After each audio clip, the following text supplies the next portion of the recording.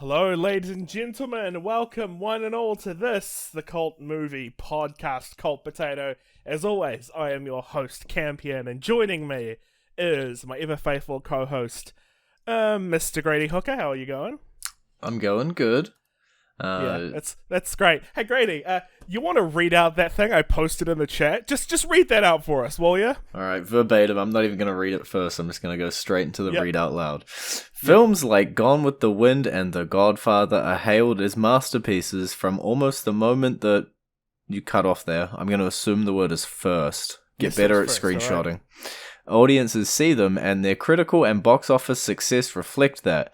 But there are other movies that manage to win crowds over a longer period of time, slowly gaining fans and admiration via word of mouth spread by those who feel passionate about the movie. Wow, what an interesting definition, Grady. Why, I think that almost sounds like the definition for a cult movie. Wow. I love how this is the one you had an issue with, not like the entire last season of movies that were released in like 2019. No, Grady, that wasn't the part that I wanted to focus on, Grady. So, anyway, much like our April Fool's video, we've decided to forego the usual formula, and we're not covering a cult film today. I pasted you like 6 links that all claimed that this movie was a cult classic, and there are different definitions. If you have an issue with this one, you better strap in, bucko. We're covering The Breakfast Club, one of the most celebrated and famous movies in Western cinema.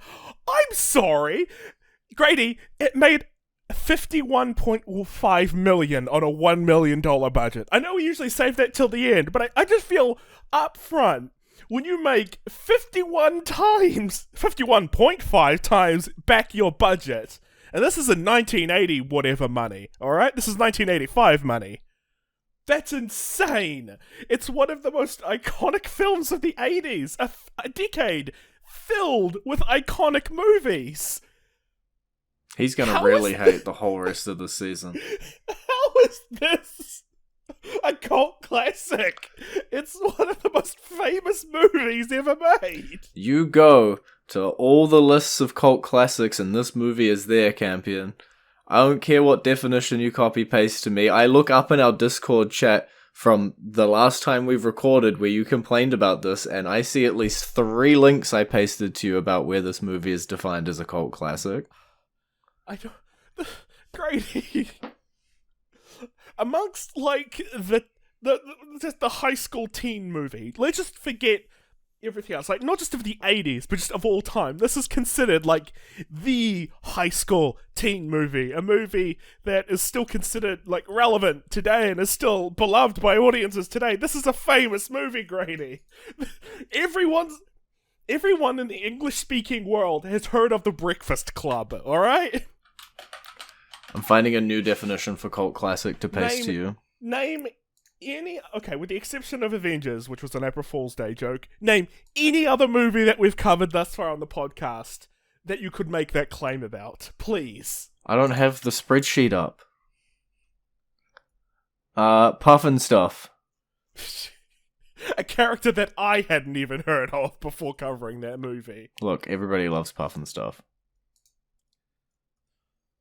Look, I am seeing still multiple definitions. We can sit here and we can argue about the definition of cult classic for 20 minutes. I considered putting Alien on the list, and then I thought, nah, that's way too famous to put on the list. And then you get a movie infinitely more famous. It's not about the famousness. It's about the cult following.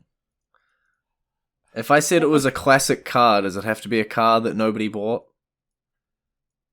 Okay, but that's different. That's a physical thing that they degrade over time. Classic objects are different, alright? If you want to go to Wikipedia, and I know everybody hates Wikipedia, there's 5 different types of cult film.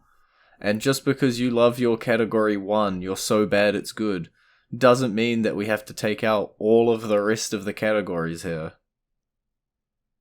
It's Grady, come on. This is a critically acclaimed, financially successful, award-winning movie. As I said, you're going to have so much fun on the rest of the season. I'm afraid of what else is coming. But yes, Grady, please give us the quick rundown on this quote unquote cult classic, The Breakfast Club. There's 5 kids. They go to school. They all got detention. Well, they're all at detention. And then they learn to love each other, despite one of them being super rapey. Not the way I would have put it, but yeah. Look, a lot of films from the 80s have not aged very well, Grady. You go down about how this is like an absolute masterpiece and how it's great and it's critically acclaimed and all of this. Hey, I'm going to have a good 40 minutes bashing this film. I said it was a great movie. I didn't say that it wasn't problematic. Look, I'm going to let you start since you love your complaining before I just absolutely bash this thing. Remind me to show you Revenge of the Nerds sometimes. That is genuine. That movie is... Oh man, that is not aged well. But yes, as Grady said, it's about 5 kids from very different high school cliques in detention. They start out, not really getting along, just a group of random strangers, and then over the course of their day in detention, they grow closer together as friends, as we find out like what kind of life circumstances would lead to people becoming those sort of high school stereotypes. And okay, 80s, the 80s, the problematic 80s stuff notwithstanding, I still think this is a very good movie. It's very well written, very well paced. The cast are absolutely phenomenal. And yes, Judd Nelson's character is just a bit rapey. That's like part 1 of my problems. Yeah, I can imagine. I can imagine. I'm just gonna open up with the single note that I took on this film, and you'll just we started the episode off arguing. I'm pretty sure that's gonna be the entirety of this episode, because I wrote down that this movie is absolutely nothing other than, in 2 words, a nothing burger. Well, absolutely nothing happens. This is the most boring movie we've seen as a part of this podcast. Oh my! This is not the most boring movie we've seen, Grady. We've seen some absolute dumpster fires on You're right, show. Monty Python was worse. I'm still sad about how neither of us enjoyed that movie. Other than Monty Python, the second most boring film as a part of this podcast. High Noon at Mega Mountain. Nope, there was at least action and something happened. Okay, the only reason it was entertaining was because of how garbage it was. That is at least a reason. 1 is more than none. Okay. I figured we'd differ on this movie. I don't think we'd differ that much. Yes. In terms of stuff that is happening, in terms of like the action that takes place, yes, not a lot happens. But in terms of like character study and the study of our characters and the growth as people, a lot happens. Like, a lot. I don't want to be reminded of being in English class studying a film to write an essay on. I don't want to sit down. Start a film review podcast. That's all we do. You did. You told me to come along so that I could argue with you and provide some comedic relief. That's what we've been doing for this past however long we've been running. You gotta interest me. At this point, about 8 months. By the time this comes out, 10 months. You gotta have something to keep you there. There's the films you watch in English class that are only meant to be analysed for their character, and you're meant to go, oh, she's wearing pink, and that means that she's moody. And then there's the movies that at least try to keep you watching with something vaguely resembling the word entertainment. And, by the way, you keep saying that all... Okay, it's not an action-packed movie, but stuff still happens, There's still a lot of, like, they get high, they dance. There's that really up scene with the teacher and Judd Nelson's character in the closet, where he's goading him to, like, hit him and stuff. That was a harrowing scene. But, do you want my second note on this? What? They only danced for 20 seconds.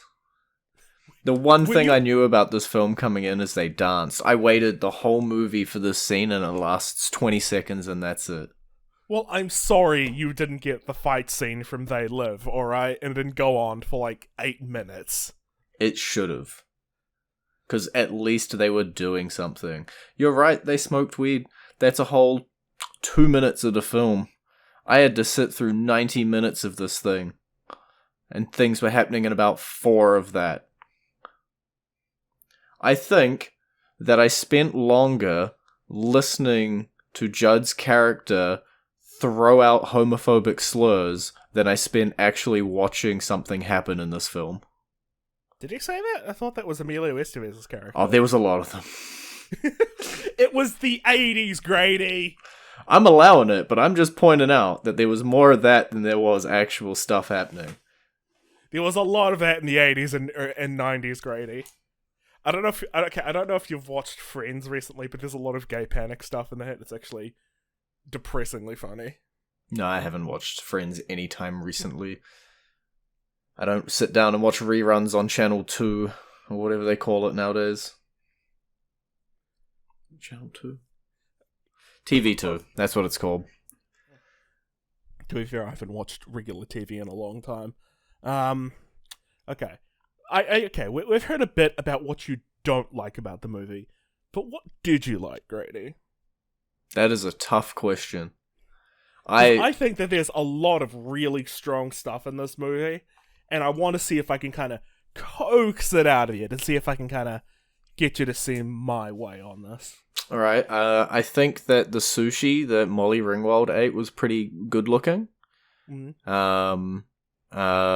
I think that having Alison Reynolds being autistic without actually trying to make her autistic was pretty cool for the 80s, but then they kind of butchered it later down the line, so I kind of retract that.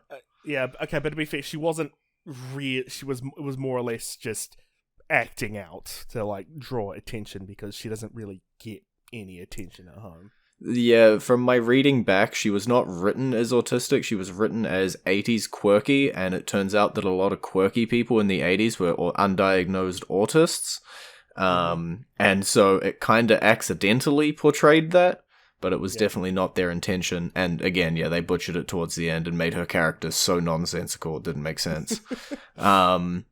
I kind of liked our wrestling bro, but then he kind of became really bland and boring and had no character to him.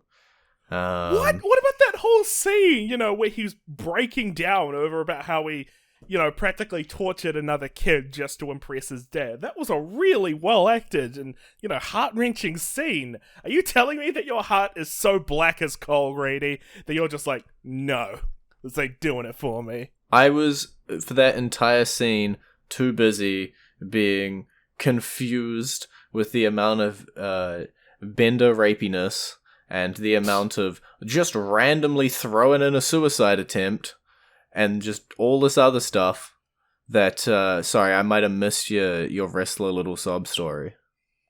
Okay, for starters, it wasn't random. It was clearly, it was heavily implied that, it was because of all the stuff that he was going through, and he didn't really know how to effectively deal with that. I get that it was, we're jumping all over the place on this. We're going to be jumping all over I'm the also, place. For the record, playing the heel quite a bit on this movie. But, like... Which I thought I was going to have to do, and now I'm stuck defending it. You're fine. Bro, okay, so I stuck as if I didn't like this movie. I did like this movie. I think I'm just more irritated that you didn't like it. I get that our nerd character was having a hard time. Yeah. The only thing we were basically, to sum it up to you, and I understand that this is situations that people go through in real life as well. I'm not trying to make light of that, but the kid failed shop class that he took for an easy A, and now he brought a gun to school to shoot himself. That is the distilled storyline of what happened here. And instead of anything big happening, detention. That's it. To be fair, it was the 80s, Grady. Our wrestler It got was angry, the- basically attempted murder on this guy. Detention. One of us just sort of showed up. He taped his ass. He taped the guy's asshole shut. Don't get me wrong, horrible, but it's not practically murder. Nah. And then, yeah. I don't know. You try to give me some redeeming factors for this film. This is the movie I'm going to be hated for when this episode comes out. People are going to listen to this and go, why is that Grady guy such an asshole? Okay. Well, to bring us back on track and to try to bring some semblance of structure, I get why we're jumping around, though, because this film is very much focused on... It stays in one location, like the detention room, which I think is their high school's cafeteria, which, by the way, is a really nice room. It's like a library or a cafeteria, whatever it is. That is a nice school. Yeah, did you pay attention to the movie campaign? It's clearly a library because they wanted to go to the cafeteria for lunch and the teacher didn't let them. Well, I'm getting a little mixed up, Grady, obviously. Look, I remember this film. I sat through it. But I think the best way to tackle this, so we're not jumping all over the place for the whole review, let's go character by character. We've touched on people briefly, but let's kind of segment it and go character by character, okay? Fine. We're going to go through them. Well, I say character by character, through the 5 kids, okay? Let's save Judd Nelson's character till last, right? John Bender. Let's save him till last. Let's start off with our wrestler guy, Andrew Clark, played by Emilio Estevez. Okay? Okay. So his, as I mentioned before, he played a prank on another student where he physically assaulted him and, taped his butt cheeks together, and that's why he's in detention with him. Okay? Now, you're saying that he was kind of bland and boring towards the end. He didn't really have an arc. I would say please, I'd like to clarify. Okay. He was bland and boring throughout. Throughout. Okay, Grady. Elaborate on that. Let's expand on that. Why? He's just arguably, of the lot, probably the most one-dimensional, and I guess that's kind of the point. I'm gonna jump around again. I guess the whole point of the movie at the end is that, like, everybody is a combination of all of these different archetypes. But to do that, they force all 5 characters to be just super one-dimensional about their one thing. Like, they read off in the opening lines. I don't remember exactly which they are, but there's like a jock, a criminal, an outcast, and... a brain, an athlete, a basket case, a princess, and a criminal. There you go. Every character can just be boiled down to that. And then you put maybe a couple spices on top, but it's still just a plain chicken sandwich. Well, I think that maybe you're kind of misinterpreting what they were going for there. Well, they do say that the line itself is, but each one of us is a brain, athlete, basket case, princess, criminal. Does that answer your question? Sincerely yours, The Breakfast Club. I think that you're kind of misinterpreting that. I don't think they're saying that, everyone has all of these different pieces. I think that what they're saying is that, that people are just more complicated than they first appear. Because a lot of this... It's not so much a commentary on, like, the high school stereotypes, but I think a lot of it is just trying to take these stereotypes and expand on them more as, like, actual, like, characters and people, and trying to, examine why someone would be like this. This is English class now. Again, Grady, it's how many episodes and you're just getting to this realization? I've done this multiple times throughout several episodes. Man, I'm gonna have to end the show in 1, 2, 3, 4, 5, 6, 7, 8. I'm only gonna let you get away with 8 more episodes, Campion. Then I'm out. I would like to point you to our Ghost in the Shell review, where I did the same thing, alright? That's true, but I also shat on that movie. Okay, you liked it. It just, from what I recall, you liked it, but it just had some slow parts that you weren't super keen on. That's true. So if you take all of the good parts of Ghost in the Shell and you take them out and you put it in a high school library... Well, I'm sorry there are no cyborg ninjas and giant robots in this one, Grady. It'd be a lot better. But I'm going to, against my better movie judgment... would be better with those. Shut my mouth, I'm going to zip my lips, and I'm going to let you talk about the characterizations.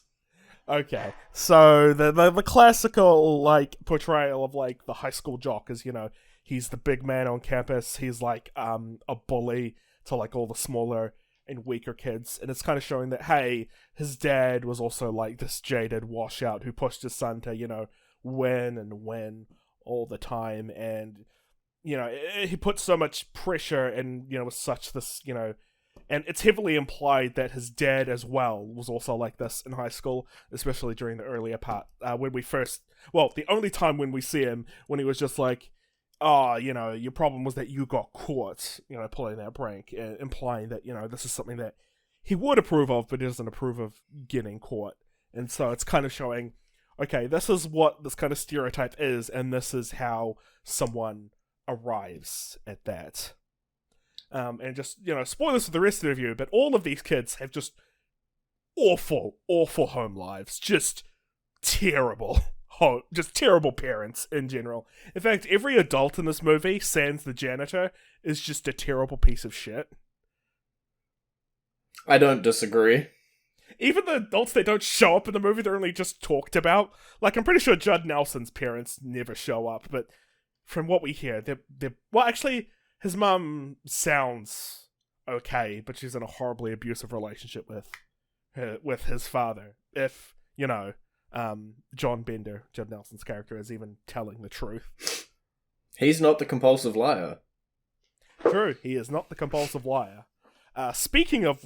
Okay, great. Before we move on from Amir, I'm just going to refer to them by their cast member names, because that's all that I see them as. You can just call them the jock one. I just see them as the Brat Pack, so that's all that I call them. Before we move on from Emilio Estevez, anything else you want to add? You're making me think hard. A movie making you think? Wow, how dare it, Grady? Oh, the movie's not making me think, you are. There's not a lot to think about, that's why it's taking so long. No, I got nothing. Okay. Well, speaking of the compulsive liar, shall we move on to Ali Sheedy's character? To the best character. I don't know. I'd say the janitor's the best character. Oh, the best of the five. You said we're only going to analysis size the five. Sure. Okay, great. Well, since you think she's the best character, why don't you sort of start us off on her? I think that she is the most confusing of the characters. They tell you late game that she's a compulsive liar to get attention. And that kind of throws everything that she's ever said into contention on whether it's real, whether it's not. She does exhibit a lot of these quote-unquote quirky characteristics. She'll dump her bag out for shits and gigs. She'll just make loud noises. She'll go silent for half an hour of the film, etc., etc. And then they give her a very unnecessary makeover at the end of the film and send her home with a boyfriend.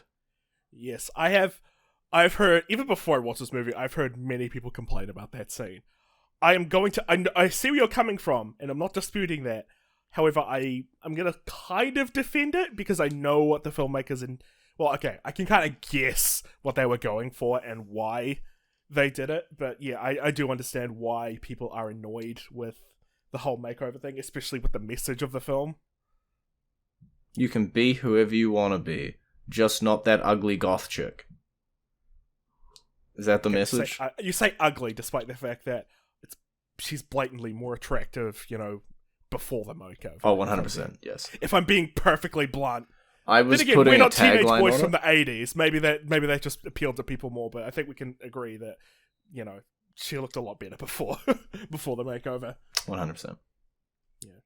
But I think that the reason... Okay, you say it does throw a lot of things into contention. It is a bit confusing. I would say that is kind of the point, that a lot of it is just this kind of facade that she puts up.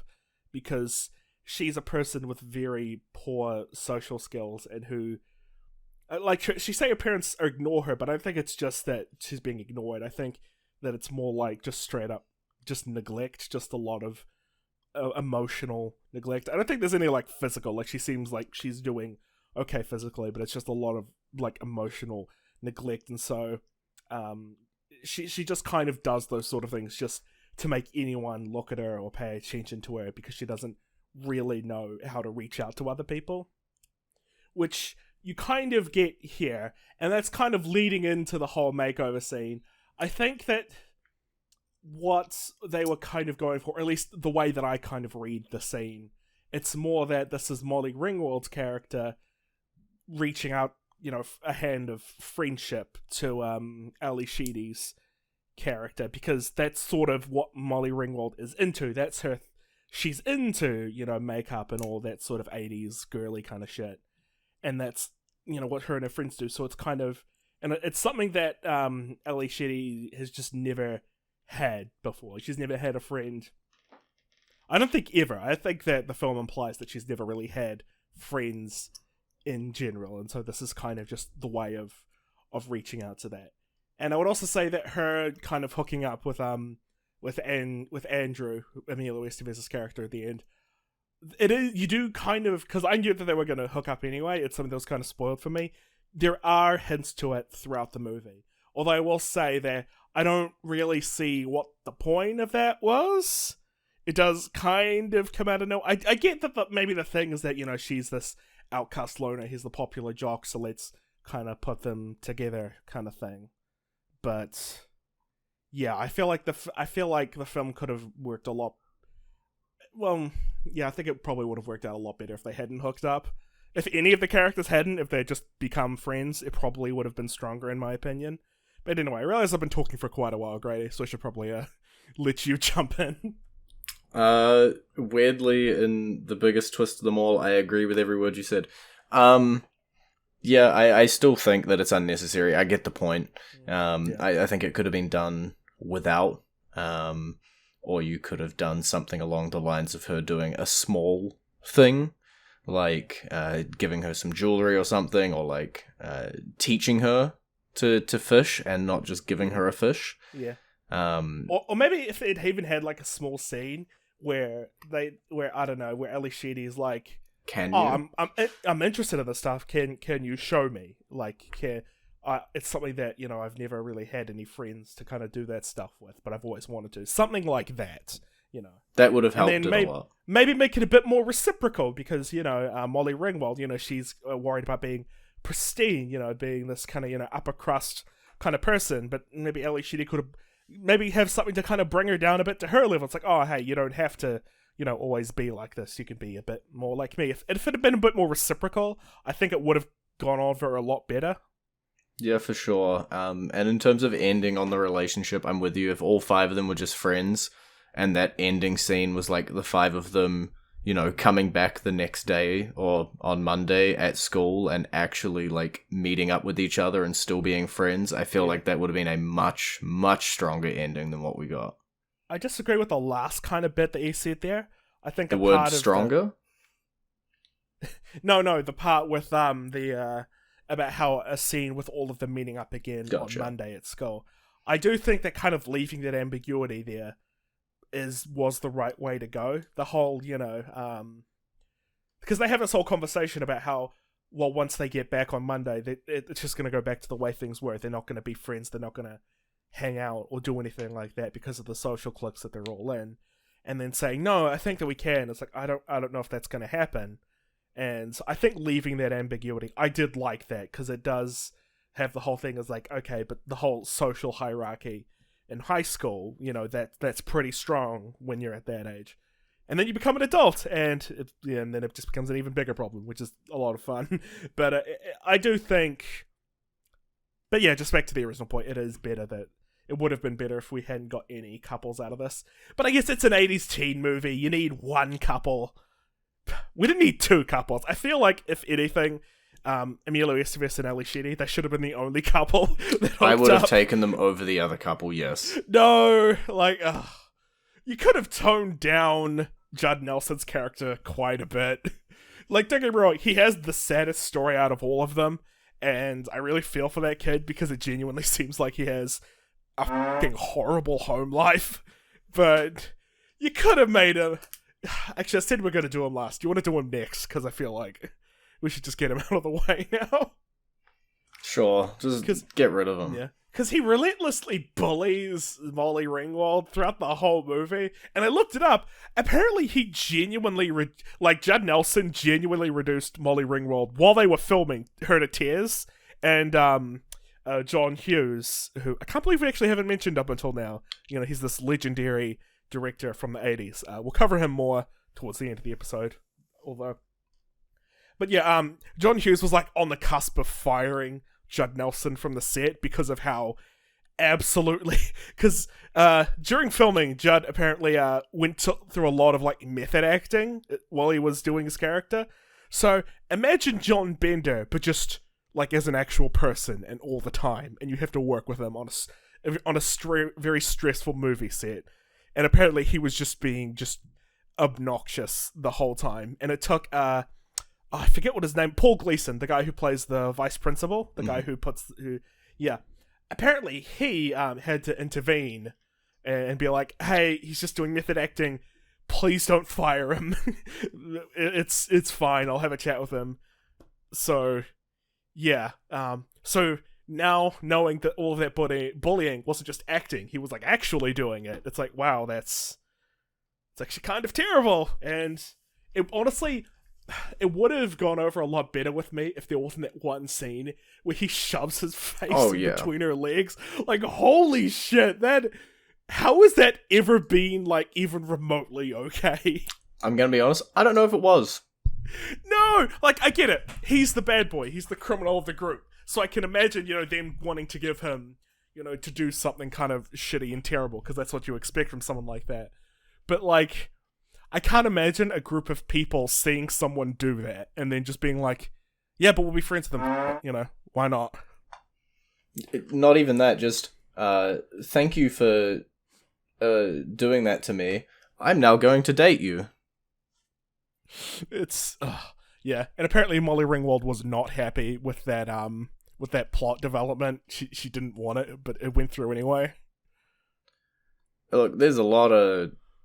I feel like if there isn't already, that there's documentaries about this film to be made about all the horriblenesses, I guess, of 80s filmmaking that was around this.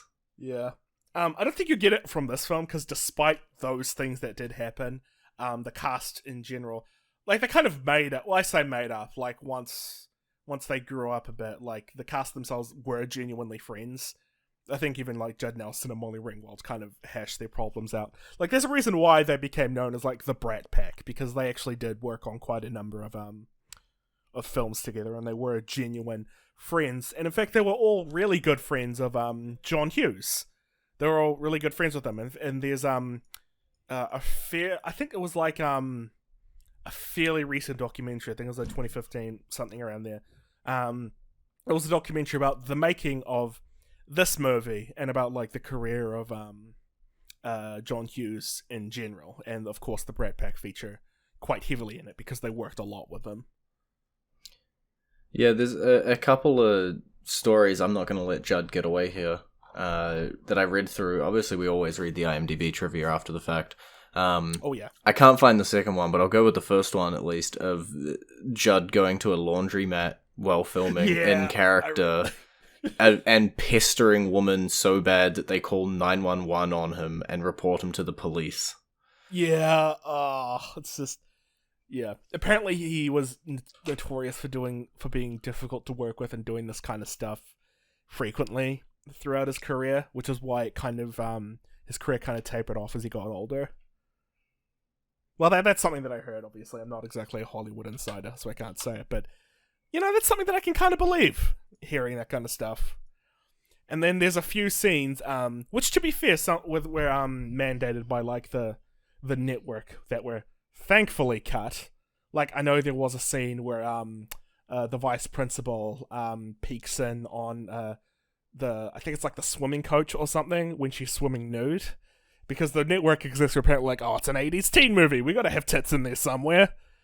But yeah, thankfully it was never even filmed, Molly Ringwald, because apparently she was really, really good friends with John Hughes. She managed to talk him out of it, which, thank goodness, that would not have improved the movie. That's a scene I'm glad was cut. And then I found the other story. It's about Judd Nelson going undercover at a local high school. He was 24 at this time. Yeah, I read about that.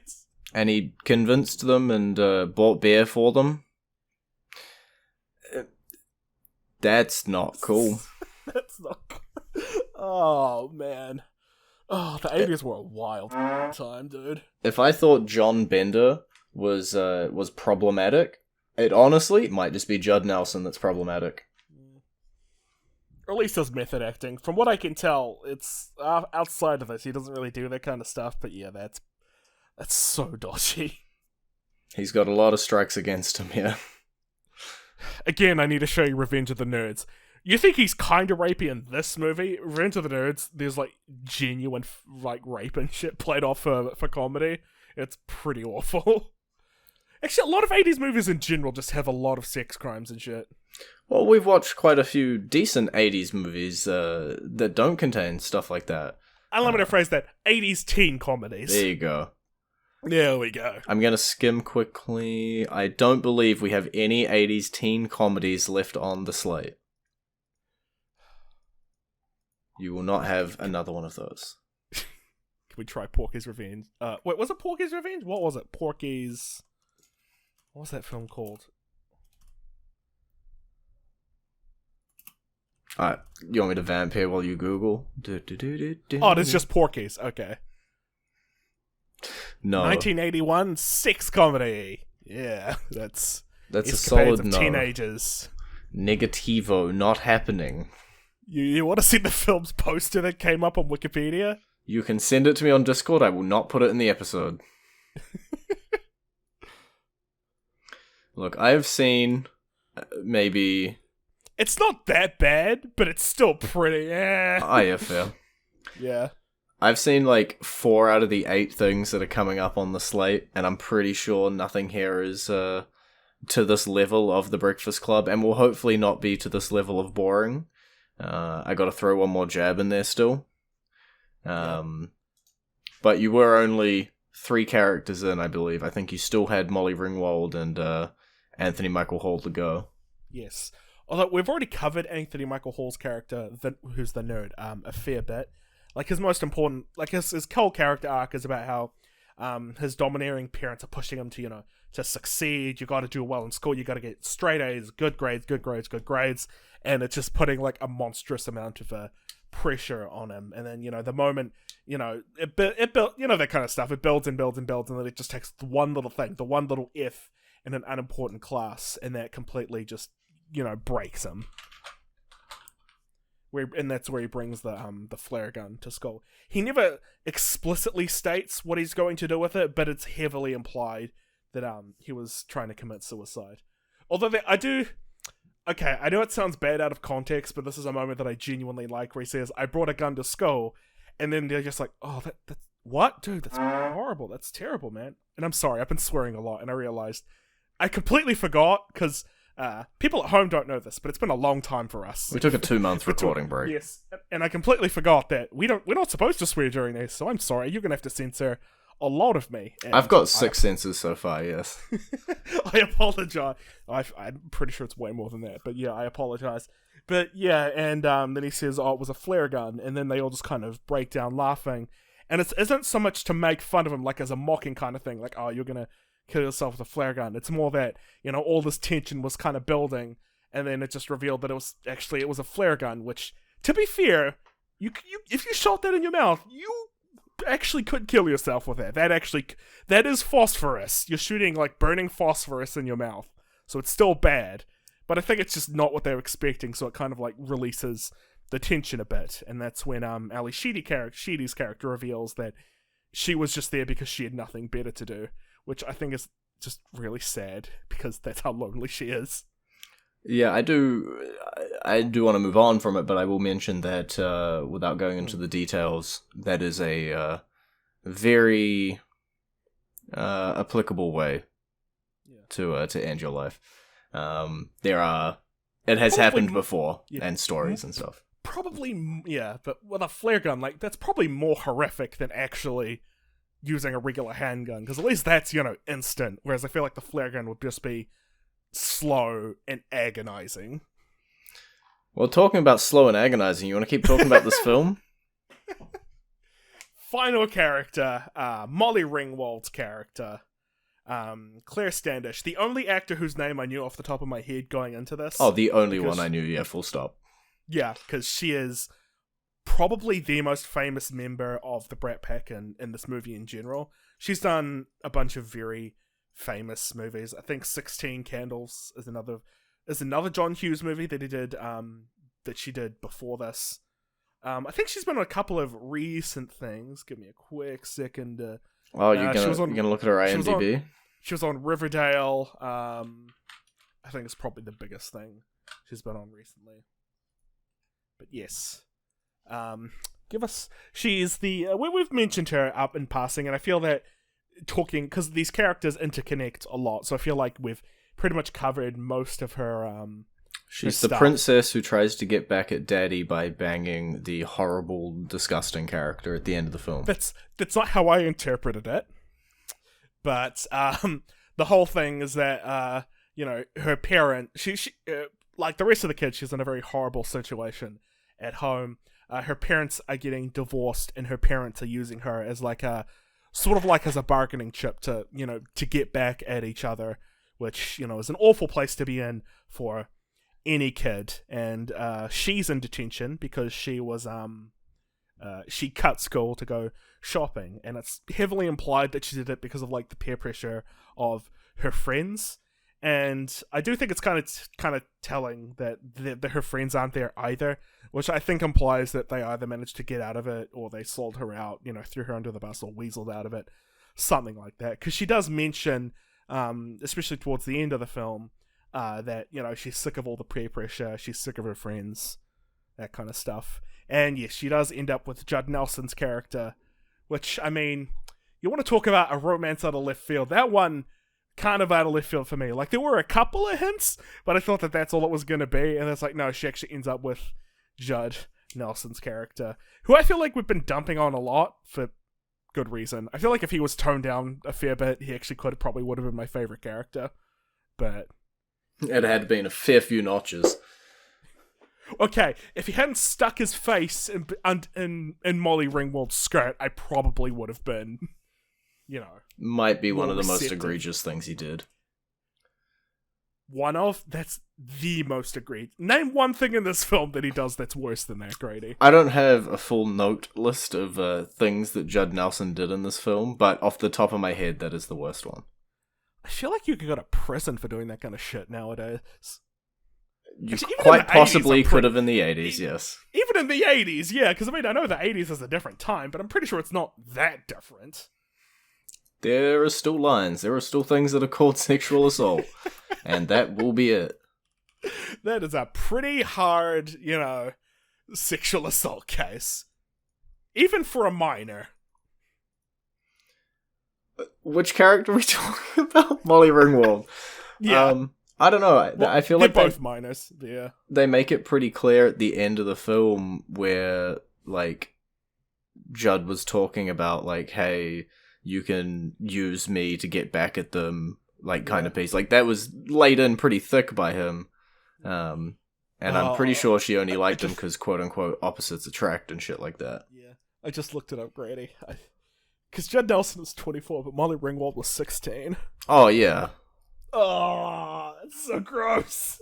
I believe two of the actors were 16. Anthony Michael Hall was also 16. Yeah, and then the others were in there 22 to 24. 22. They were 22.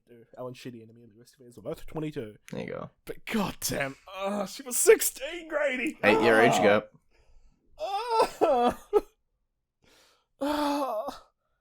I feel like I'm slightly vindicated for hating this movie. That's 8 years! I mean, okay, it would be different if she was 30 and he was 38, but he's 24 and she's 16. That is... why did that have to be in there? But, Campion, to pile on top, not only was the age difference there, not only did the scene happen, she ends up with him at the end of the film! Don't get me wrong, if it had just been the kiss, it'd be okay, but they're actors, whatever, but oh, gross. I win. I'm I vindicated. really want to stand up for it because I feel that Bender, Bender's probably the strongest character in the movie, and He's an absolute sleazeball. he is. But I get it, you know, people who come from, you know, abusive homes and shitty things like that aren't the most well-adjusted people. But he's a fictional character. You could have written that. You coulda.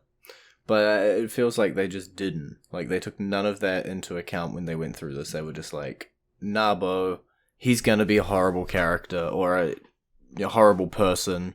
That's it. That's his whole plot line.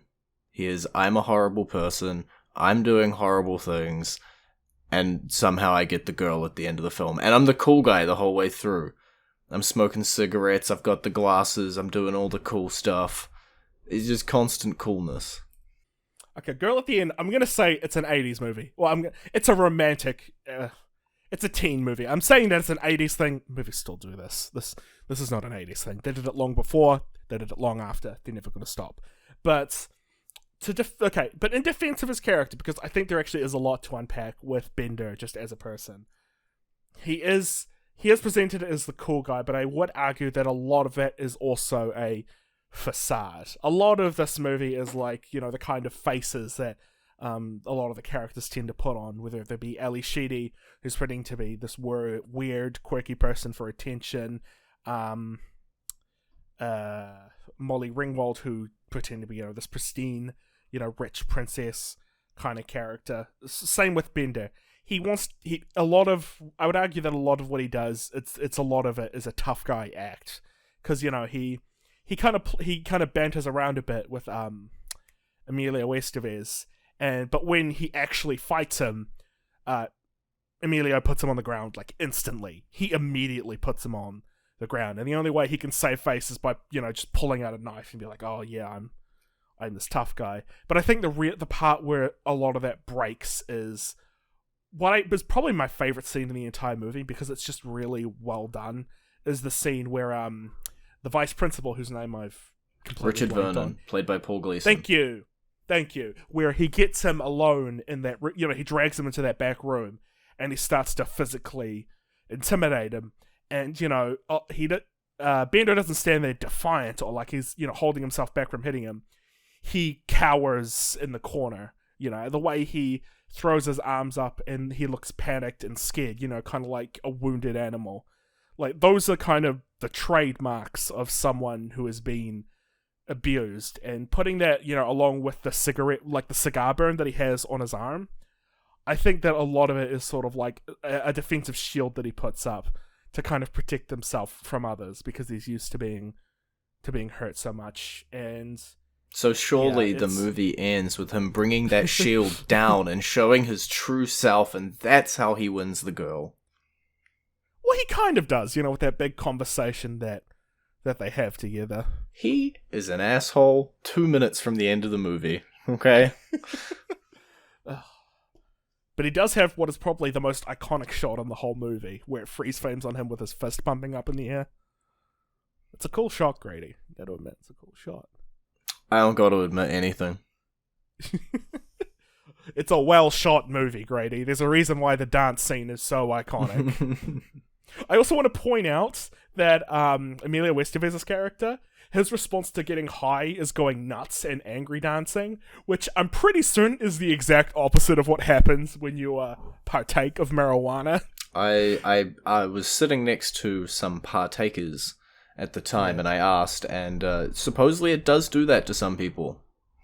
It does really, make you high energy. It's never very had uncommon. That experience. My experience is that when you get high, you just sit down and you just veg out, because it isn't a sedative, but it doesn't exactly make you want to, you know, go nuts. It's uncommon, but it does happen to some people.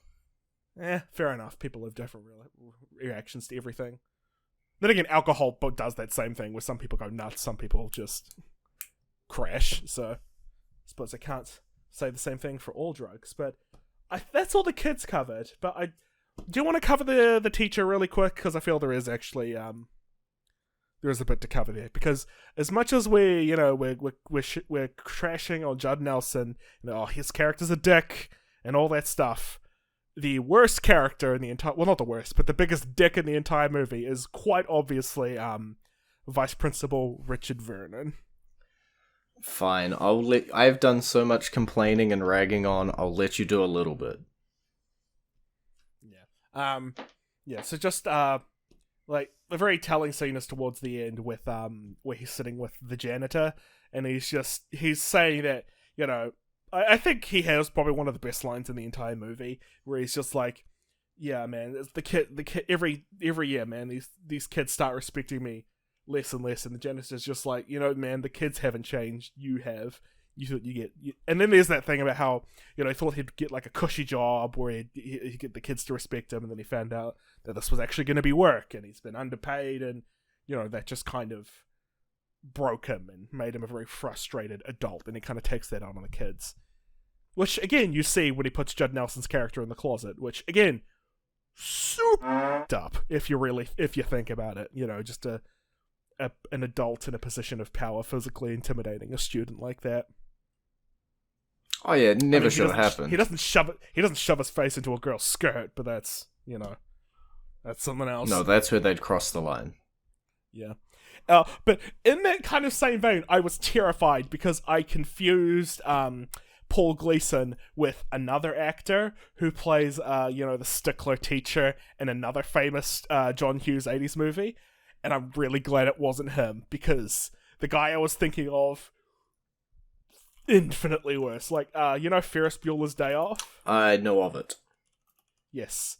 I thought I confused him with the guy who played the teacher in that movie, who is... I'm very glad it wasn't him. I'm just going to put that out there. Jeffrey Jones. That's right. We'll leave it at that ambiguous comment.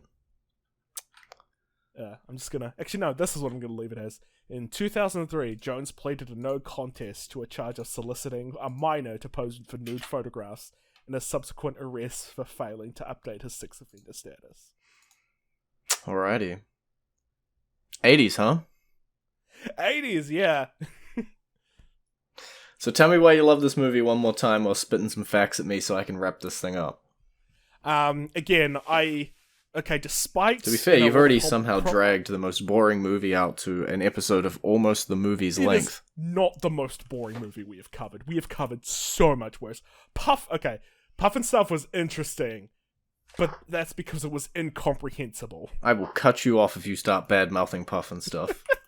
You think HR Puff and Stuff is a better movie than The Breakfast Club? Yes. Like, don't get me wrong, we've trashed on popular movies before. I think Monty Python is the biggest one that both of us really didn't like, but that is nowhere near this movie, Grady. Unironically, I had more fun watching Puff and Stuff than I did watching The Breakfast Club. What about Monty Python? No.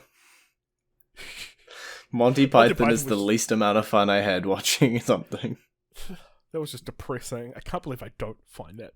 Okay, for anyone who didn't see it, we didn't like the movie because we didn't think it was funny anymore, and I was depressed because I loved that movie as a teenager, and now I don't find it funny. It made me very depressed. It took me several weeks to get over that, Grady. Yeah? You're meant to be wrapping up. Why are you talking about other films? You're gonna make this an hour-long episode. Okay, so, yes, as mentioned before, this is a very successful, very critically acclaimed, very popular movie that's considered one of the definitive films of the 1980s. Not sure what moron would think that this is a cult classic. Oh, you already did this bit at the start of the episode. You don't have to rehash I'm reiterating it, Grady. But as I said before, budget of $1 million, box office $51.5 million. It has a very long-lasting legacy. After this film, this is when the cast members gained the name of the Brat Pack, a name that at the time they really didn't like, although I think a couple of them came to admire it later on, because a lot of them had worked on films before with John Hughes, and they wanted to distance themselves from it, especially since the article, they were named the Brat Pack because of, the article was stating that, they acted like brats on set and they were difficult to work with. considering Judd Nelson's behaviour, that may not be the most inaccurate statement ever made. But however, this film has received many re-releases. In 2015, a digitally remastered version was rescreened in various theaters across the US to celebrate its 30th anniversary. As I mentioned before, there was a big documentary made about John Hughes, which detailed a lot of the Breakfast Club, since it's probably his most famous movie. The documentary was called Don't You Forget About Me, a reference to the very, very, very famous song from this movie. You know, Don't You Forget About Me, Grady? You know, the one song that everyone knows as the song from the Breakfast Club. I'm not hearing a response from you, Grady.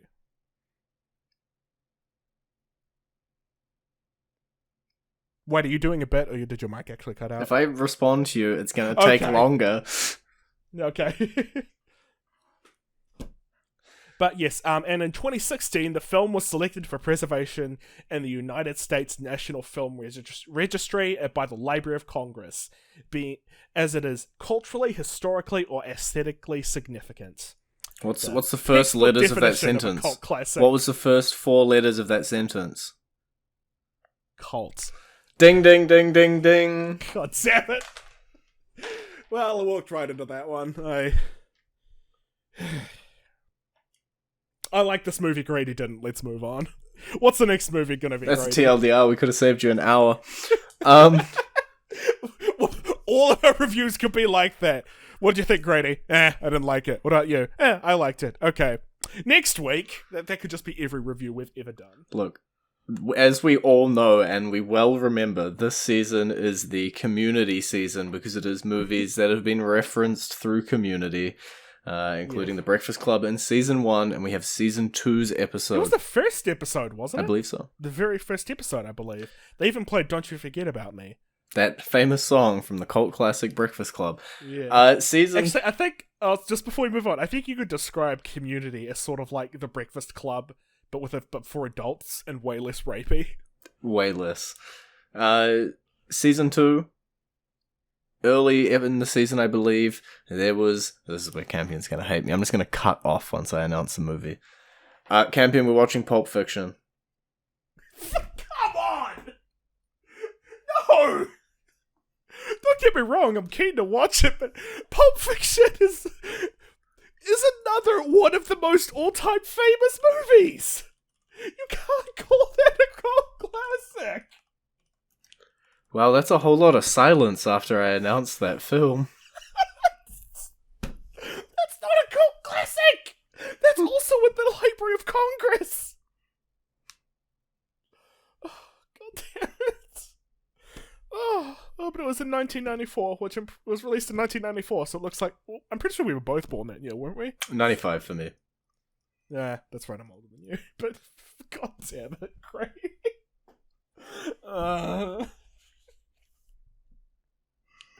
Don't you forget about my movie choices.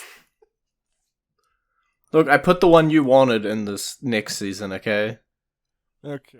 And I promise, at least one of these films in this Community season is a cult classic, by your definition.